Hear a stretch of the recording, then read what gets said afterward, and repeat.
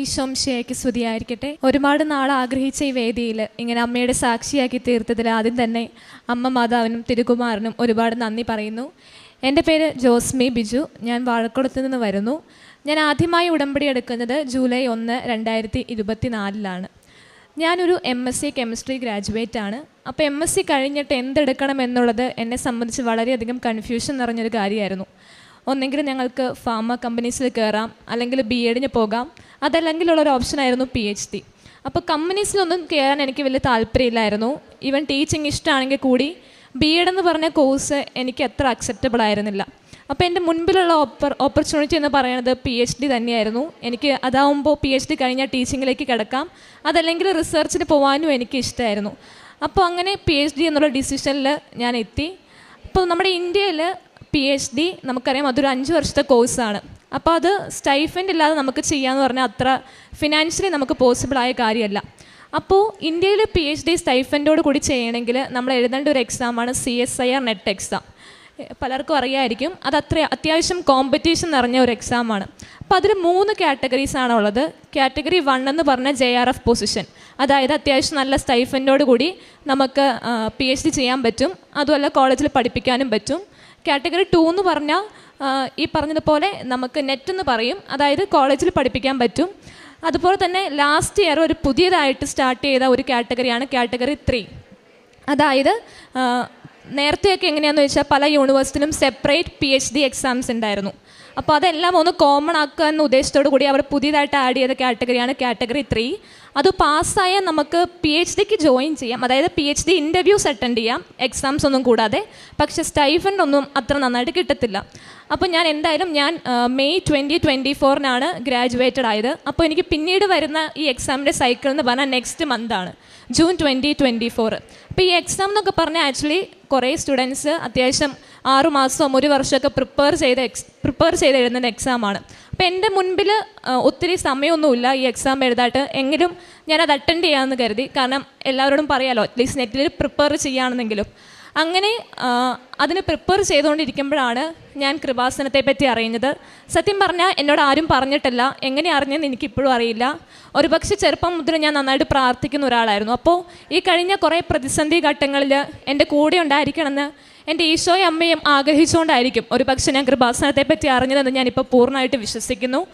അങ്ങനെ ജൂണിൽ എക്സാം ആയതുകൊണ്ട് തന്നെ എനിക്ക് ഉടനെ എക്സാം വരുന്നതുകൊണ്ട് തന്നെ എനിക്ക് ഇവിടെ വന്ന് ഉടമ്പടി എടുക്കാനായിട്ട് പറ്റിയിരുന്നില്ല. ഞാനപ്പോൾ ഓൺലൈനായിട്ടാണ് ഉടമ്പടി എടുത്തത്. പക്ഷെ ഭാഗ്യമെന്ന് പറയട്ടെ, ആ എക്സാം 1 മാസം കൂടി പോസ്റ്റ്പോൺ ചെയ്തു, ജൂലൈയിലേക്കാക്കി. അപ്പോൾ എനിക്ക് ഇവിടെ വന്ന് അമ്മേനെ കാണാനൊരു അവസരം അമ്മ ഒരുക്കിയതായിട്ട് എനിക്ക് തോന്നി. അങ്ങനെ പിന്നെ ഒന്നും ആലോചിച്ചില്ല, ഞാൻ ഇവിടേക്ക് വന്നു. ഇവിടെ വന്ന് അമ്മയുടെ ഉടമ്പടി എടുത്തു. ഞാനും എൻ്റെ അനിയത്തിയും കൂടിയാണ് ആദ്യമായിട്ട് ഇവിടെ വന്ന് ഉടമ്പടി എടുക്കുന്നത്. അങ്ങനെ ഞാൻ പ്രാർത്ഥിച്ച് ഒരുങ്ങിപ്പോയി എക്സാം അറ്റൻഡ് ചെയ്തു. എക്സാമിന് എൻ്റെ സെൻറ്റർ എന്ന് പറഞ്ഞാൽ എൻ്റെ വീടിൻ്റെ തൊട്ടടുത്തായിരുന്നു. അപ്പോൾ എൻ്റെ കുറേ ഫ്രണ്ട്സൊക്കെ എൻ്റെ വീട്ടിൽ വന്ന് നിൽക്കുമായിരുന്നു.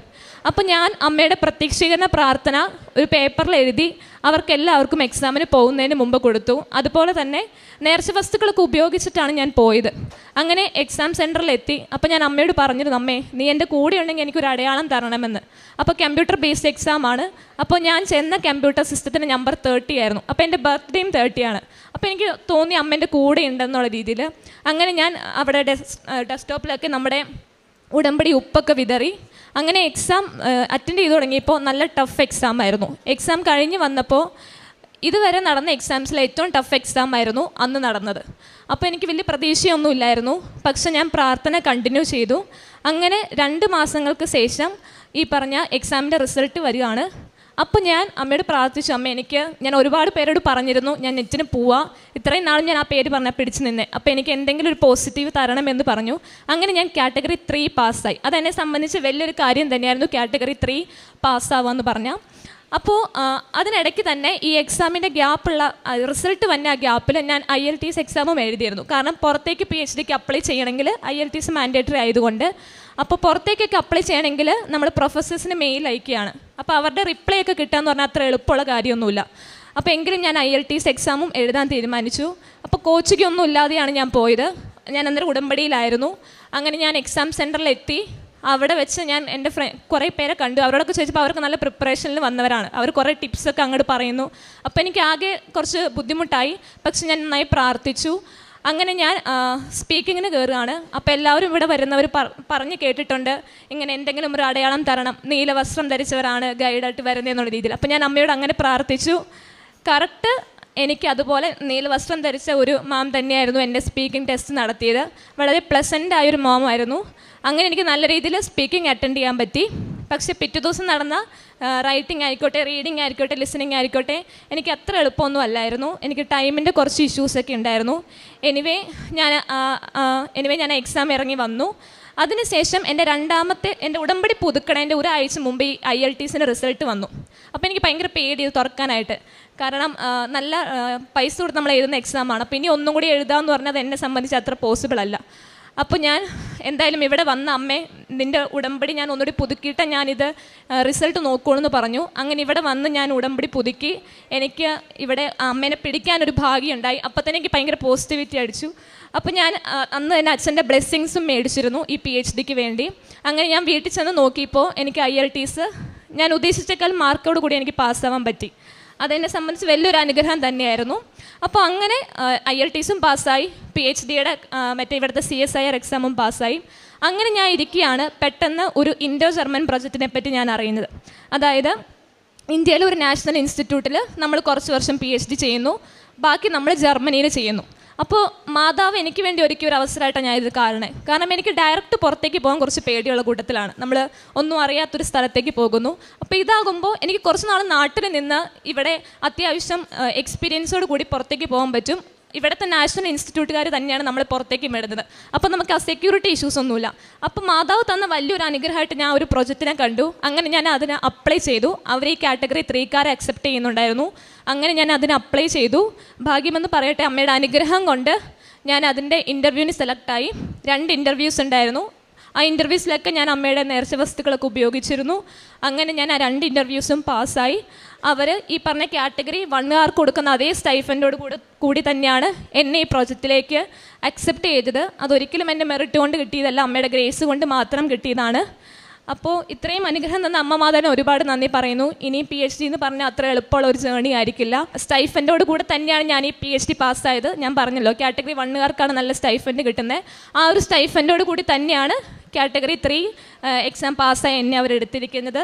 അപ്പോൾ ഇത്രയും നല്ല അനുഗ്രഹം തന്ന അമ്മ മാതാവിന് ഒരുപാട് നന്ദി പറയുന്നു. ഇനിയുള്ള എൻ്റെ ജേണിയിലും അമ്മയുടെ അനുഗ്രഹം ഉണ്ടാവുമെന്ന് ഞാൻ പ്രതീക്ഷിക്കുന്നു.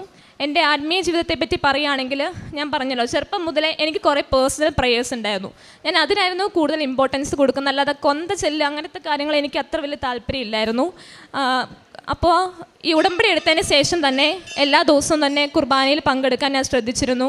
2 ആഴ്ച കൂടുമ്പോൾ കുമ്പസാരിക്കാനാവട്ടെ, ഉപവസിക്കാനായിട്ട്, അതുപോലെ അച്ഛൻ്റെ ധ്യാനം കൂടുവാനൊക്കെ ഞാൻ ശ്രദ്ധിച്ചിരുന്നു. കൊന്ത ചെല്ലാനായിട്ട് സമയം കിട്ടുമ്പോഴൊക്കെ കൊന്ത ചെല്ലാനായിട്ട് ഇപ്പോൾ ശ്രമിക്കാറുണ്ട്. പിന്നെ പ്രേക്ഷിത പ്രവർത്തനത്തെ പറ്റി പറയുകയാണെങ്കിൽ, ഇവൻ എൻ്റെ അപ്പയും അമ്മയൊക്കെ അത്യാവശ്യം നല്ല രീതിയിൽ എല്ലാവരെയും സഹായിക്കുന്നവരാണ്. അതായത് ഈ ഉടമ്പടിക്ക് മുൻപ് തന്നെ. അപ്പം അതുകൊണ്ട് പ്രത്യേകമായിട്ട് എനിക്കൊന്നും ചെയ്യേണ്ട വന്നിട്ടില്ല. കാരണം ഓൾറെഡി ചെയ്തുകൊണ്ടിരിക്കുന്ന കാര്യങ്ങളാണ്. സഹായത്തിരിക്കുന്ന ആര് എൻ്റെ മുൻപിൽ വന്നാലും എന്നെ കൊണ്ട് പറ്റുന്ന രീതിയിലൊക്കെ ഞാൻ സഹായിക്കാറുണ്ട്. ഡ്രസ്സ് ഡൊണേറ്റ് ചെയ്തിട്ടായാലും ഫുഡ് കൊടുത്തിട്ടായാലും അങ്ങനെ എല്ലാ രീതിയിലും. അപ്പോൾ ഇത്രയും നല്ല അനുഗ്രഹം തന്ന അമ്മ മാതാവിന് ഒരുപാട് നന്ദി. ജ്ഞാനത്തിൻ്റെ പുസ്തകം 9-ാം അധ്യായത്തിൽ വിശുദ്ധ സ്വർഗത്തിൽ നിന്ന്, അങ്ങയുടെ മഹത്വത്തിൻ്റെ സിംഹാസനത്തിൽ നിന്ന് ജ്ഞാനത്തെ അയച്ചു തരണമേ. അവൾ എന്നോടൊത്ത് വസിക്കുകയും അധ്വാനിക്കുകയും ചെയ്യട്ടെ. അങ്ങനെ അങ്ങയുടെ ഹിതം ഞാൻ മനസ്സിലാക്കട്ടെ.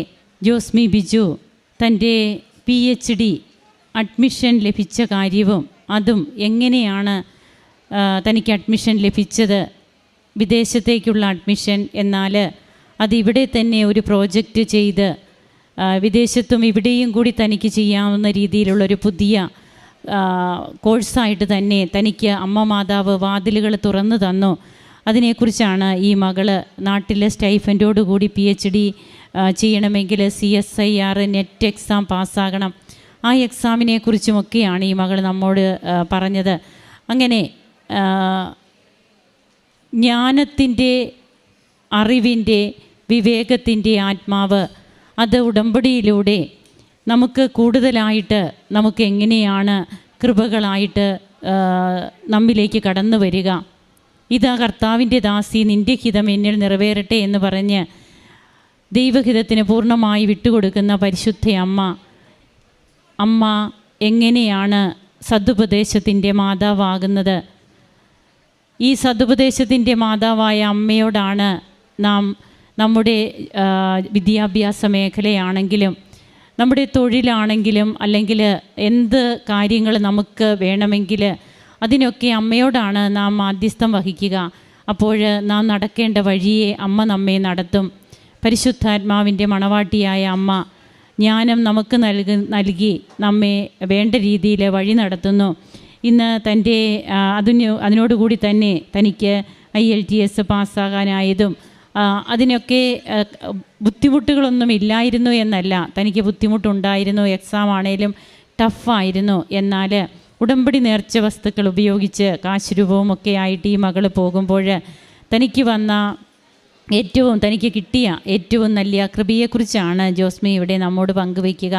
തൻ്റെ ജീവിതത്തിൽ താൻ എങ്ങനെ ആത്മീയ ജീവിതത്തിൽ ഉള്ള കുട്ടിയാണെന്നും ഇന്നും ജപമാല കൂടുതൽ പ്രാർത്ഥിക്കുവാനായിട്ട് തനിക്ക് ഉടമ്പടി എടുത്തത് വഴി സാധിക്കുന്നു. ഈശോയോടൊത്തുള്ള ഒരു ജീവിതം എന്നും നമ്മുടെ യുവതീവാക്കൾ നയിക്കട്ടെ. കരങ്ങളടിച്ച് നമുക്ക് ദൈവത്തെ ആരാധിക്കാം, മഹത്വപ്പെടുത്താം. യേശുവേ നന്ദി, യേശുവേ സ്തുതി, യേശുവേ ആരാധന. അത്യപൂർവ ദൈവാനുഭവങ്ങൾ ഇനി നിങ്ങൾക്കും സ്വന്തം. ഈ യൂട്യൂബ് ചാനൽ ഇതുവരെ സബ്സ്ക്രൈബ് ചെയ്തിട്ടില്ലെങ്കിൽ ഇപ്പോൾ തന്നെ സബ്സ്ക്രൈബ് ചെയ്യുക.